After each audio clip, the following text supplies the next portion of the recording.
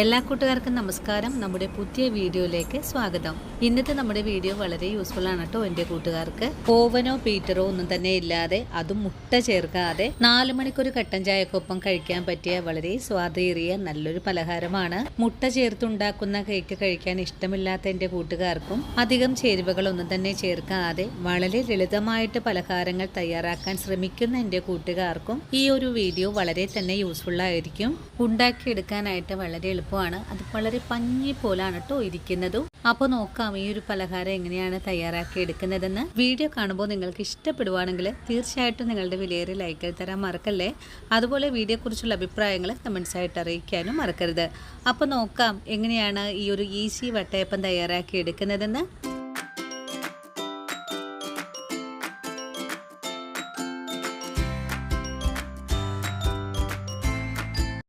ഈ ഒരു പലഹാരം തയ്യാറാക്കി എടുക്കാനായിട്ട് ഒട്ടും നനവില്ലാത്ത ഒരു ബൗളാണ് കേട്ടോ എടുത്തു വെച്ചിട്ടുള്ളത്. ഇനി നമുക്ക് ഈ ബൗളിലേക്ക് കുറച്ച് കാര്യങ്ങളൊക്കെ ഒന്ന് ചേർക്കണം. ഒരു പലഹാരം തയ്യാറാക്കി എടുക്കാനായിട്ട് കറക്റ്റായിട്ടുള്ള ഒരു അളവാണ് നമുക്ക് വേണ്ടത്. അതിനായിട്ട് ഞാൻ ഗ്ലാസ് അളവാണ് ഇപ്പോൾ നിങ്ങൾക്ക് കാണിച്ചു തരുന്നത്. ഇതിനായിട്ട് ആദ്യം വേണ്ടത് 1/2 ഗ്ലാസ് അളവിലെ തൈരാണ്. അധികം പുളിപ്പൊന്നും ഇല്ലാത്ത തൈര് വേണം നമുക്ക് വേണ്ടത്. ഇനി നമുക്കിതിലേക്ക് വേണ്ടത് പഞ്ചസാരയാണ്. പഞ്ചസാര 1 ഗ്ലാസ് അളവ് എടുത്തിട്ടുണ്ട്. ഇതൊരു മിക്സിയുടെ ജാറിലേക്ക് മാറ്റിയിട്ട് നല്ല പോലെ ഒന്ന് പൊടിച്ചെടുക്കണം. നമ്മുടെ എല്ലാ വീടുകളിലും മെഷറിംഗ് കപ്പൊന്നും ഉണ്ടാവില്ല. അതുകൊണ്ടാണ് ഞാൻ ഗ്ലാസ് അളവിൽ നിങ്ങൾക്ക് കാണിച്ചു തരുന്നത്.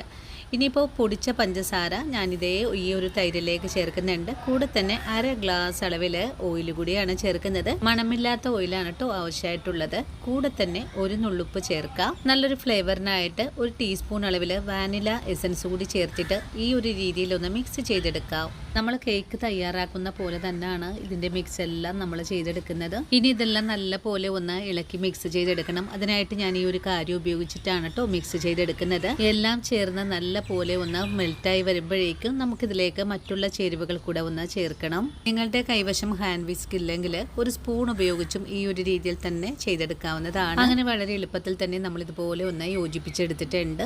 ഇനി നമുക്കിതിലേക്ക് പൊടികൾ ചേർക്കാം. പൊടികൾ ചേർക്കുമ്പോൾ ഇതുപോലെ ഒരു അരിപ്പയിലൂടെ അരിച്ച് വേണം ചേർക്കാനായിട്ട്. ഞാനിവിടെ 1 ഗ്ലാസ് അളവിൽ ആട്ടപ്പൊടിയാണ് എടുത്തിട്ടുള്ളത്. കൂടെ തന്നെ 1 നുള്ള് ബേക്കിംഗ് സോഡയും 1 ടീസ്പൂൺ അളവിൽ തന്നെ ബേക്കിംഗ് പൗഡർ കൂടെ ചേർക്കുന്നുണ്ട്.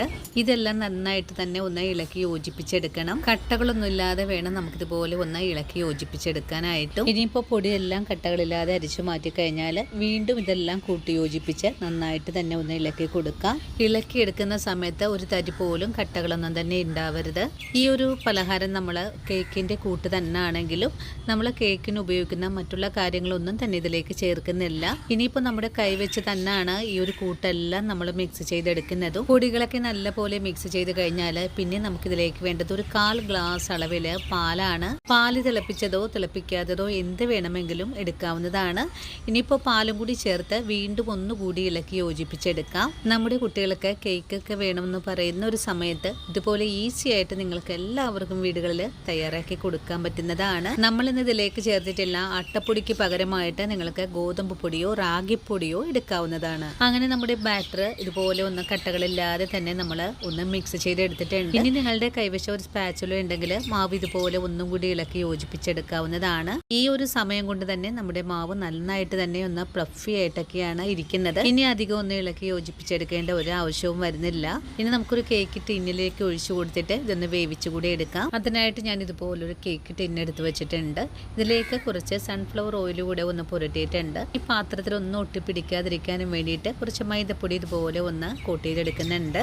എല്ലാ ഭാഗത്തേക്കും മൈദപ്പൊടി കോട്ട് ചെയ്ത് കഴിഞ്ഞാൽ പിന്നെ നമ്മൾ മിക്സ് ചെയ്ത് വെച്ചിരിക്കുന്ന ഈ ഒരു ബാറ്ററാണ് ഈ ഒരു പാത്രത്തിലേക്ക് ഒഴിച്ചു കൊടുക്കേണ്ടത്. പാത്രത്തിലേക്ക് മാവ് മുഴുവൻ ഒഴിച്ചു കഴിഞ്ഞാൽ പിന്നെ നമുക്കിതുപോലെ ഒന്ന് ചെയ്തെടുക്കണം. ഇങ്ങനെ ചെയ്തെടുക്കുന്നത് നമ്മുടെ ഈ ഒരു പലഹാരം വേവിച്ചെടുക്കുമ്പോൾ ഇതിലുള്ള ബബിളൊക്കെ ഒന്ന് പോയി കിട്ടുന്നതിനും വേണ്ടിയിട്ടാണ്. ഇതുപോലൊരു പാൻ അടുപ്പിലേക്ക് വെച്ച് കൊടുത്തിട്ടുണ്ട്. പാൻ്റെ മുകളിലായിട്ട് ഒരു തട്ടും കൂടി വെച്ചിട്ടുണ്ട്. ഇനി നമുക്കൊരു 50 മിനിറ്റ് നേരം ഫ്ലെയിം സിമ്മിൽ വെച്ച് കൊടുത്ത ചെറിയ തീയിലൊന്ന് വേവിച്ചെടുക്കാം. നമ്മൾ എടുക്കുന്ന പാത്രത്തിന് ഹോൾസ് ഉണ്ടെങ്കിൽ ഇതുപോലെ ഹോൾസ് ഒന്ന് അടച്ചുകൂടി വെച്ച് കൊടുക്കേണ്ടതാണ്. അതും ചെറിയ തീയിൽ വെച്ചിട്ടാണ് വേവിച്ചെടുത്തിട്ടുള്ളതും. 40 മിനിറ്റ് ആയപ്പോൾ തന്നെ നമ്മുടെ പലഹാരം ഇവിടെ നല്ല പോലെ വെന്ത് വന്നിട്ടുണ്ട്. ഇനി നമുക്ക് ഈ മൂടി ഒന്ന് തുറന്ന് നോക്കാം. അരിക്കു ഭാഗമെല്ലാം നല്ല പോലെ മൊരിഞ്ഞ് നല്ല രീതിയിൽ തന്നെ വെന്ത് വന്നിട്ടുണ്ട്.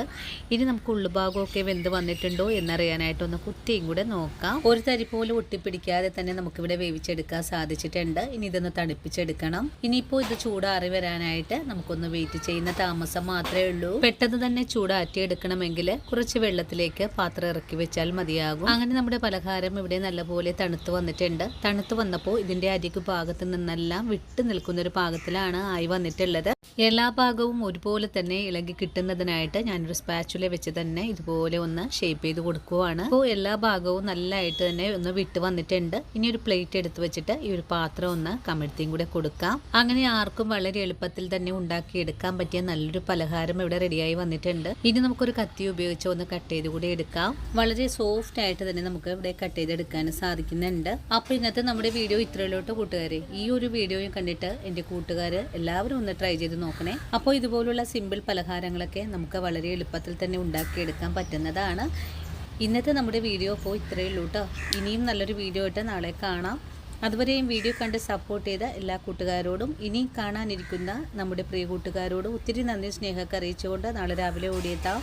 അതുവരെയും സ്നേഹത്തിൻ്റെ ഭാഷയിൽ വീണ്ടും കാണാം.